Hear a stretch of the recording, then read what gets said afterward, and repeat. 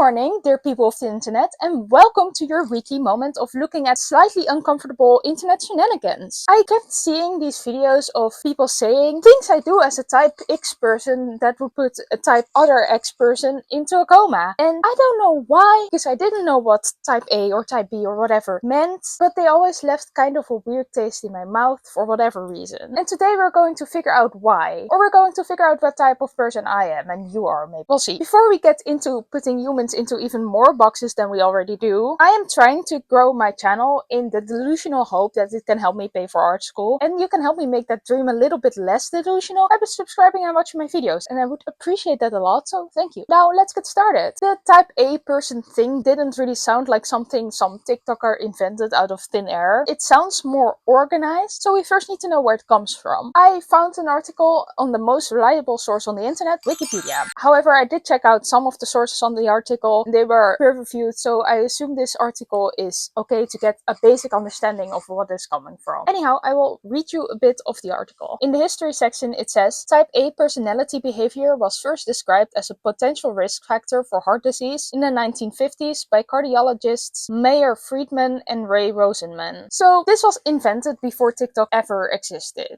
I don't know how this ended up on TikTok, and I don't know why these TikTokers find it necessary to identify themselves with a 75-year-old research while there's better psychological research out there right now. But okay, TikTok does TikTok things. I'm going to summarize a bit what the article says about the types of people because reading it was very long. According to this article, type A personality means that you're a workaholic who is always on top of their task. Now remember, this research was about risk of heart disease and was made by cardiologists and not psychologists or psychiatrists. Apparently type A people are more easily stressed out and therefore more at risk for heart disease. According to the Wikipedia article, type B people are people that are everything that is not a type A person. So everything else that is not a stressed out workaholic who is always on top of their tasks, anything else is a type B personality. And they are less faced by stress and therefore less likely to get a heart disease. So with this information, I would say that it's more desirable to be a type B personality than a type A personality because it sounds more chill and, more alive. However, from what I've seen on TikTok, the TikTokers might disagree with this sentiment. Take this person, for example.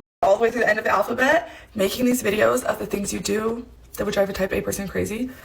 You are stressing me out. Here's the things I do as a type A girly. Sit down, take notes. I know you don't like lists, but start writing one because this is going to make your life so much easier if you implement some of these things. So the first impression that I get from this video is that this person seems to think that everyone must learn to be a type A personality and that type A people are supposedly better than any other type of people, as if there's a value assigned to this classification of people. But let's see what she thinks it entails to be a type A person. Spreadsheets. Spreadsheets are my best friend. I use them for everything. I've got a spreadsheet for my bills. I have a spreadsheet for my best friend's favorite treats. I have a spreadsheet of everybody I know's addresses, goals, budgets, inventory, you name it, I've got a spreadsheet for it. My notes app, organized. Everything has a title, a subheading. There's cute emojis on it. Let me just put a picture right here. I schedule everything. Honestly, one of my favorite hobbies is looking at my calendar. That's probably where most of my screen time comes from. I have monthly chores scheduled in there so I don't forget about them. All of my appointments, nails, hair, lashes, whatever, I have booked out 3 in advance and I schedule around them. I also schedule a lot of my sister's life. If something's coming up and I don't see it on her calendar, I'll put it in there for her. Just so that when I'm looking at her calendar, I know what she has going on. Even if she's not gonna look at it, I need to know if she's gonna be free that night or not. I find it kind of intrusive to bring this excessive planning to someone else's calendar. Before she said the thing about her sister, I was like, okay, it's a little bit much, but if it works for her, it's fine, I guess. But with the sister thing, it's starting to sound a little bit obsessive, controlling, and problematic, I think. In the sense that if you're older than 5, you will have an understanding that you cannot control everything by planning everything. There will always be unforeseen circumstances, and the more rigid your planning is, the more stressful these unforeseen circumstances will be. And I say this as an autistic person. Rigid planning helps me a lot sometimes, but it always goes wrong. So I'm trying to get a balance there because it's too stressful if everything keeps going wrong the more rigid your planning is. So that's a bit of a red flag in this type A person thing here, I think. My friend group calls me Kris Jenner, and while I wish I had the resources of Kris, I do have the organization, the people management skills, and that would go into Kris Jenner's life. Most of the time, I'm the one planning events, birthdays, whatever, picking days that work for the majority of people, sending out multiple reminders, and making sure that everybody has things scheduled into their calendar so that they don't miss important events, girls' nights, etc. Absolutely no unread notifications ever. If you text me, I'm responding immediately. If you ever see an unread text on my phone, that means that I read it, but I didn't have time to respond, so I marked it unread so I can go back and answer it later when I do have time. But most of the time, I'm the first one responding in a group chat. I'm texting you back immediately. When it comes to planning, the sooner the better. If you want to go to dinner in December and I can put it on my calendar now, hell freaking yeah. I will put that on the calendar so that I will not plan anything on top of it. The sooner the better. I have my whole calendar booked out as far as people will let me do it. That's the only way I can make sure that I can attend every event, because you also know that I'm going to be at every event that I can be. But that's not how things work. A lot of events, or most events even, will not be tailored to your calendar. Let's say you book a dinner with your friend Francine on December 15th, when it's May, which is when this video was posted. And then you get a save the date for your cousin Dave's wedding, which will also be on December the 15th. Dave is not gonna move his wedding because you already planned a dinner with your friend Francine to catch up yesterday, because it's May. And also, people don't generally move weddings around, but that's something else. It's May. You should be free for a wedding in December, in May, probably. And you can move around your dinner thing with Francine, but why even plan it that early in the beginning? Like, bigger events will be planned more early than smaller events, like dinners. In other words, the entire world does not surround around your calendar. So this way of planning things like dinner dates really early is not gonna work. Oh, back to traveling for a sec. I have so many hacks for traveling, but I am like obsessed with being organized even on the go. So I've got packing cubes. I have all of my products that I use daily in travel size bottles. When I get home from a vacation, the first thing I'm doing is restocking all of those travel size bottles. And I'm always in charge of booking the accommodations, the hotels, the flights, whatever, because when I don't, I end up sharing a bathroom with way too many people. I'm in a bunk bed, whatever. So I would prefer to be the one that's just going to plan it all, keep it organized, and make sure everybody has the most comfortable accommodations. I have lists on lists on lists. I have a list of all of my freezer inventory. And then I took it one step further and I listed it out into meals that I could make with what's in the freezer, what I would need if I was going to eat that. So when I'm hungry, all I have to do is check my list, see what I have, and then go grab it. When I'm making my grocery list for the week, I can look what's in the freezer, what I'm going to make for the week, and what I need to order to complete some of the meals.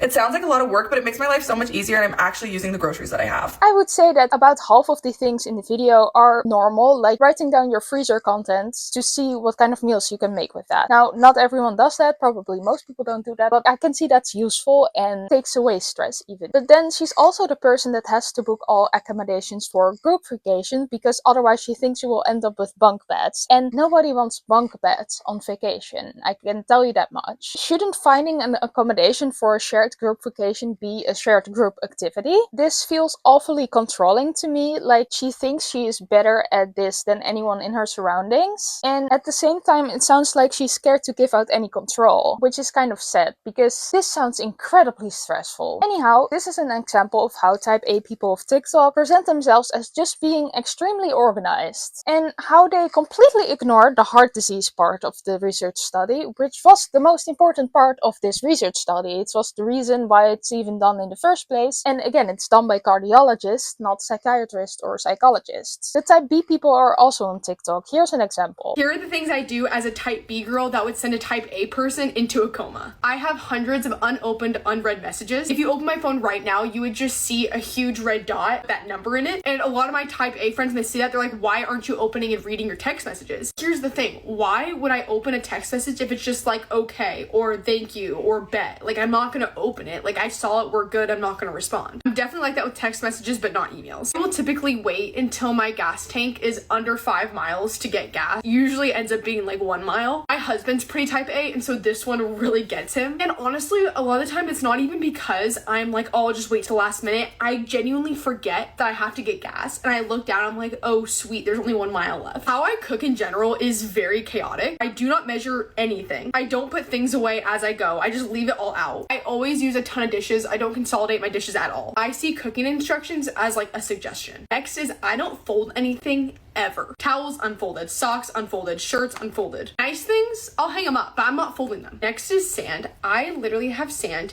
everywhere. In my car, in my couch, on my bed, in my hair, embedded in my carpet. Grew up playing beach volleyball. I played beach volleyball in college and I still play beach volleyball to this day, so I'm at the beach a lot. So if you come to my house, there will inevitably be sand. Sometimes throughout the year, I have to take my vacuum in my shower. Thank God for my husband, but I just genuinely don't open mail. Like if anything comes in like a letter form, it will not be opened. I don't know what it is. I just get like anxiety when I see something addressed to me from somewhere important and I'm like, I just can't deal with it. So before I was married, I just didn't open anything, and now thank God for Bryce, he just takes care of all the mail. That is a blue task in our household. If you're a type A person, you have to comment below and let me know if the things I do would drive you crazy. Love you guys. What this person is saying here is that she is not a very well organized person, which is okay of course, especially since she is aware of it. However, the tone of this video sounds to me like she's saying these are the things that I do to make everyone's life around me more difficult, but I am just a type B person, so I cannot do anything about it to change it, so I just need a type A person in my life to help me with that, and luckily my boyfriend will do that. But the thing is, you can learn to be a little more organized. I'm not saying that this person has to do this, because if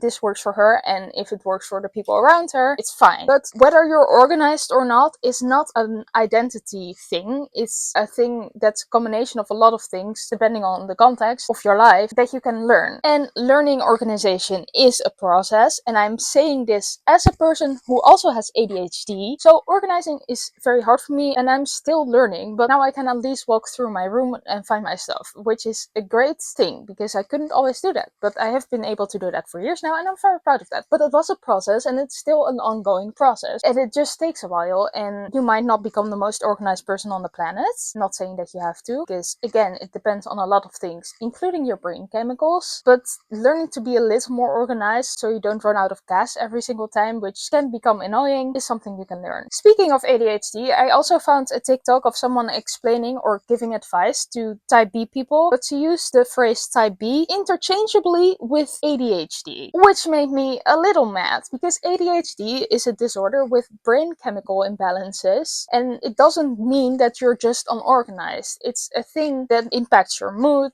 It can make you more impulsive, for example. It makes people worse at being able to concentrate on things or being too concentrated on things. It's complicated. It's not just being unorganized. And there are a lot of people who have ADHD who are very organized. It's a thing that makes life genuinely harder. So using it interchangeably with type B, which did not even mean unorganized in the first place, referring back to the research study, is harmful for the image of ADHD people have, because it diminishes ADHD. And it doesn't help people who have ADHD. There are a lot of stereotypes about ADHD and they are already not very helpful, so let's not add to them. Anyhow, the type B people of TikTok seem to think that being type B is the polar opposite of being type A, and that being type A is generally still more desirable for a lot of people. This is again not in line with the research study, which says that type B people are just everyone that is not a type A person, which is different from saying that type B people are the polar opposites of type A people. Because TikTok makes it seem that type A people are extremely organized and type B people are extremely unorganized, some people felt left out. So some of these people came up with a third personality, the type C people. The pantry was kind of cluttered, so I'm redoing the entire thing, putting everything in jars and baskets to make it look like we don't even live here. Could you help me find my white shorts?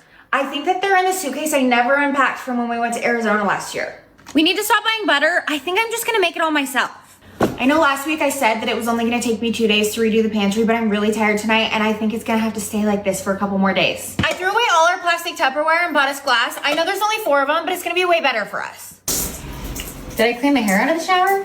No, and now it's wet. You would think that type C people are the people who are not extremely organized or extremely unorganized, but apparently that's not true either. As we just saw, the type C people are the people who try to be organized, but then it doesn't go really well all the time. Or the people who are sometimes not organized, but then stress about it, which type B people apparently don't do. So there's still not a group of people on the internet that's not type A, type B, or type C, because now we have organized people, extremely unorganized people, people who are sometimes organized organized, but then it goes wrong. And everyone else, just the middle organized people who are organized but not extremely organized or extremely unorganized, they don't have a group yet. Even though we still need to remember that type B was originally everyone who was not type A, meaning a workaholic who is always on top of their task and therefore very stressed out and therefore more at risk for heart disease. Everyone who's not that is type B, according to the research, but not according to TikTok. I think the reason why I don't like these things I do that would put a type X person into a coma videos is that they give me rage bait vibes. Take the gas thing from the type B person. Telling the internet that your gas tank is always almost running out is not exactly an invitation for nice comments, especially in the way that it was framed. Now, granted, there were not a lot of hate comments on this video, luckily for this person, because hate comments suck. You don't want those. So even though I still think it was rage bait, I'm happy that there were not any mean comments. But if the premise of the video is a list that would make an entire group of people mad, according to your brain, it is rage bait. So that's why I don't like them. We figured it out. It is rage bait, and I don't like rage bait. Making people mad on purpose is not helpful for the world because there are already so many things to be mad about in the world. I also still don't know if I'm type A, B, or C, or something else. I think that really would depend on the context. I try not to stress myself out because that's bad for humans, but I'm not very great at not trying to make myself stress out, if that makes sense. I am curious what type of person you are. Assign yourself any letter of the alphabet and let me know what that means. Thank you for watching. If you like my little video, please press the wonderful shiny like and subscribe buttons, and then I will see you next time. Ciao!